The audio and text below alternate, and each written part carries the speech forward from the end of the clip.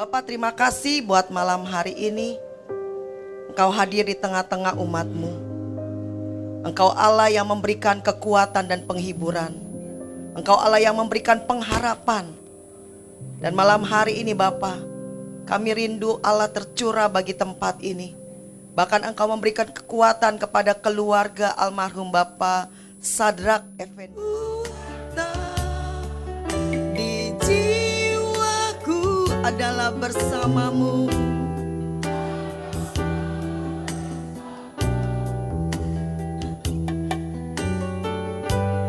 Tak pernah ku ragukan kasih-Mu. Sama-sama katakan, bersamamu Bapa, bersamamu kami lewati semua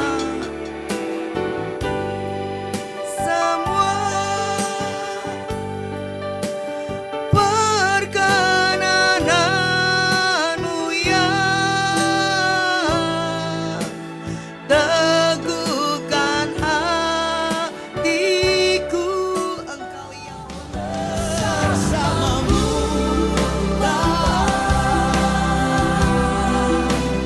ku lewati semua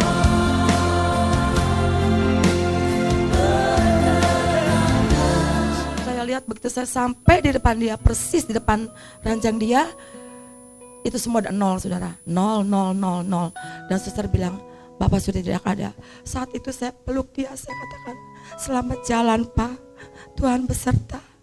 Saya hanya menangis, Tuhan, akhirnya ini yang terbaik buat suami saya. Saya tidak melihat dia tersengal-sengal, tapi dia pulang dengan senyum, saudara. Dengan tenang dia pulang.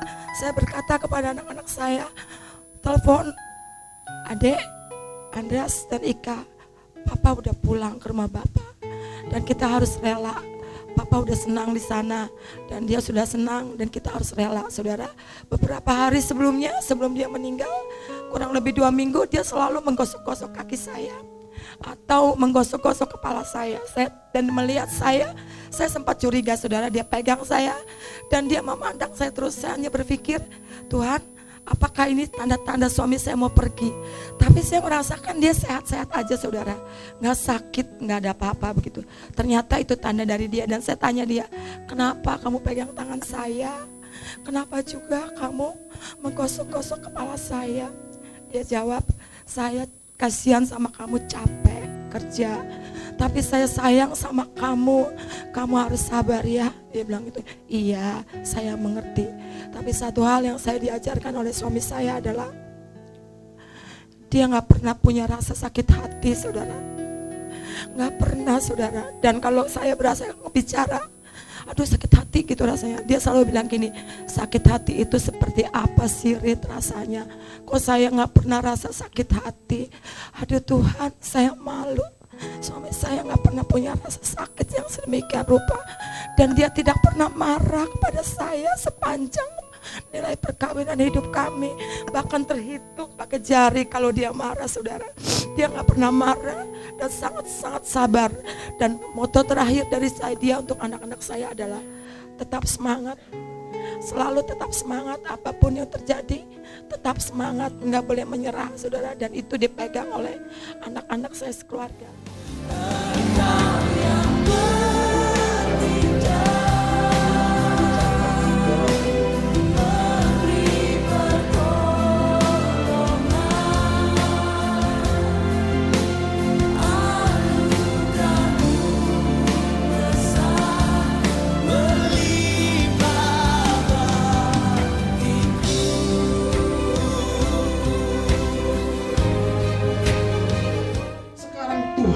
biarkanlah hamba-Mu ini pergi dalam damai sejahtera sesuai dengan firman.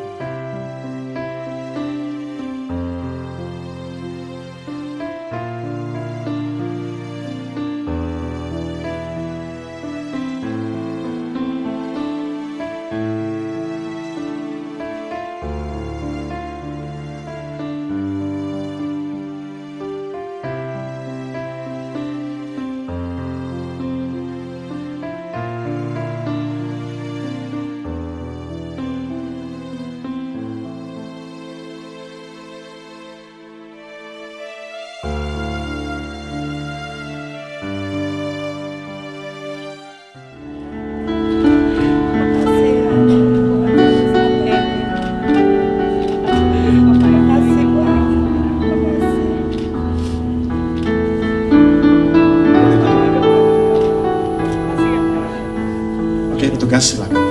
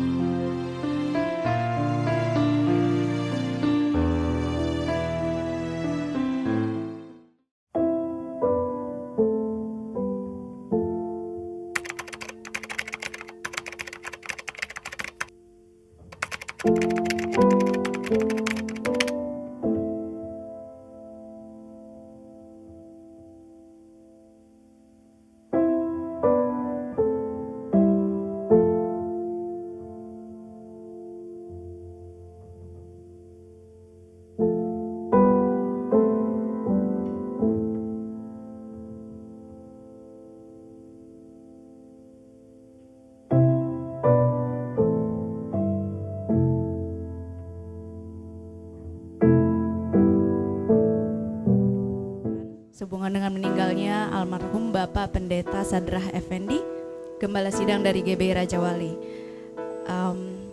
Kami mengucapkan dari tim kedukaan, kami mengucapkan turut berduka yang sedalam-dalamnya kepada keluarga besar.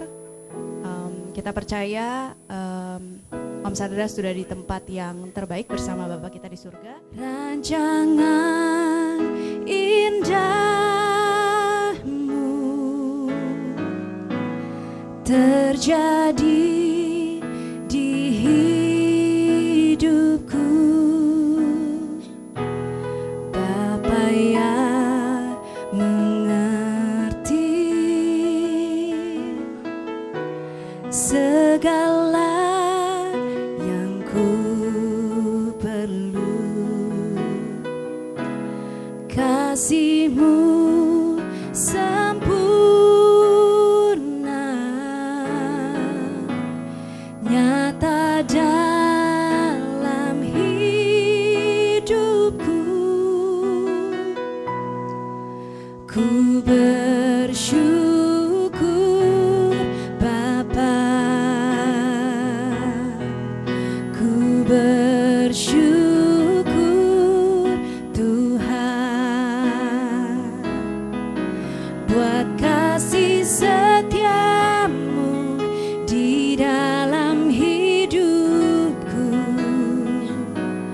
Ku bersyukur,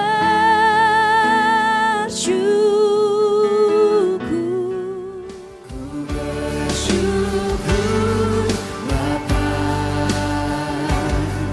ku bersyukur Tuhan. Kalau Tuhan jemput dan berkata pulanglah, maka setiap kita harus segera meninggalkan dunia ini, saudara. Tidak ada yang bisa bertahan, saudara. Baik dia orang kaya, orang miskin, anak-anak maupun orang tua, saudara. Kita tidak tahu, saudara, kapan Tuhan itu jemput. kita, saudara.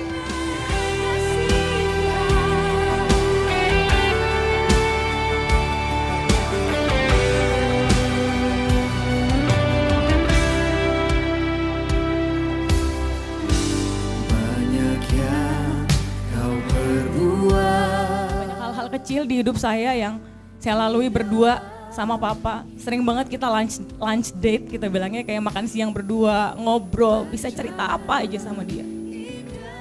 Dalam pekerjaannya juga dia setia. Kalau almarhum Ko Abed ada, dia juga pernah kasih tahu saya, papa kamu itu sampai satpam aja kenal kak di Sumarekon, di kantor pusat Sumarekon. Kenapa? Karena dia satu-satunya orang nemu uang 10 juta di kantong plastik di parkiran Sumarekon dan dia pulangin ke satpam. Satu kali kami makan, mobil kami ditabrak sama seorang anak muda yang naik motor. Saya di dalam mobil jujur mau marah, kesel gitu. Tapi mungkin papa saya pendeta sabarnya luar biasa. Dia samperin anak muda itu, dia cuma bilang gini, Dek, kamu masih muda.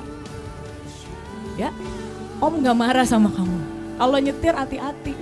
Mobil Om bisa diasuransi. Cuman bayar 300.000. Tapi kalau kamu nabrak, kamu jatuh, kalau nyawa kamu melayang gimana? Besok-besok kalau nyetir hati-hati lagi ya. Terus saya bilang, Papa, kok dibiarinin aja dia pergi? Kenapa gak minta ganti rugi? Adek, dia cuman anak kuliahan. Uangnya belum banyak. Papa mau marah-marah sama dia juga dia gak punya uang.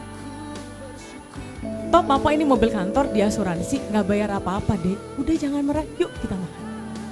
Ada saat-saat dimana kita ketinggalan poin itu dari lawan. Biasanya orang pertama yang saya lihat pasti papa saya. Dari tribun tuh dia selalu tepuk tangan, dianggukin kepala, dia selalu angkat jempolnya buat saya. Saya pasti bakal kangen senyumnya. Jempolnya yang selalu terangkat buat saya. Bercanda garingnya. Kentutnya yang suka sembarangan. Dan banyak hal lain yang saya masih rindukan dari dia. Sebelum dia dipanggil Tuhan, saya berdiri samping ranjangnya. Dia kayaknya ngeliatin saya gitu. Dia pegang tangan saya kenceng-kenceng. Sambil lihat saya lama dan agak senyum, saudara. Ya jujur saya juga sedih. Tapi saya tahu saat ini dia sudah bersama dengan Tuhan dan bahagia. Ku mau cinta Yesus selamanya. Ku mau cinta Yesus selamanya. Meskipun badai silih berganti dalam hidupku, ku tetap cinta Yesus selamanya. Ku mau cinta Yesus selamanya. Ku mau cinta Yesus selamanya. Meskipun badai silih berganti dalam hidupku, ku tetap cinta Yesus selamanya. Kau ada dalam hatiku, takkan patah semangatku, takkan hilang kekuatanku. Haleluya, ku mau bersorak bagimu, sukacita surga nyata penuhiku.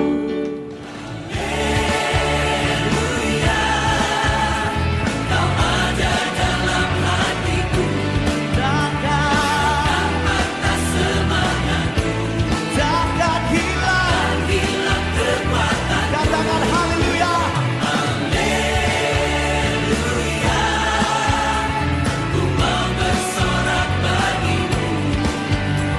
Sukacita surga nyata penuhiku.